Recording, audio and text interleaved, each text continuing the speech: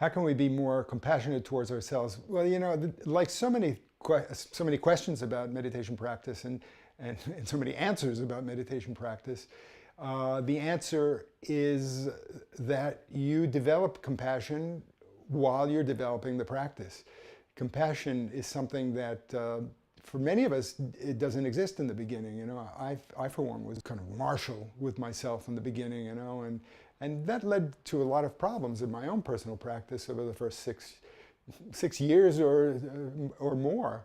A lot of rigidity, a lot of tension in my body, my knees hurt, my back hurt, and my response was to be more rigid and more, you know, more tense. And obviously that wasn't the solution. In fact, after about 10 years, I started giving up on that, and my practice really blossomed into something much more compassionate and, you know, much more pleasant. But what is it about compassion? It's like so many things that happen in meditation practice. You begin with lots of ideas about what meditation practice is, and you read a lot of stuff about what you need and what you should have and what you should get. And then as time goes on, if you stick it out, you realize that, it's not like I'm going to get patience. It's not like I'm going to be more compassionate. It's that the more I practice, the more these qualities start to emerge, partly for survival, because if you don't have them, you just suffer.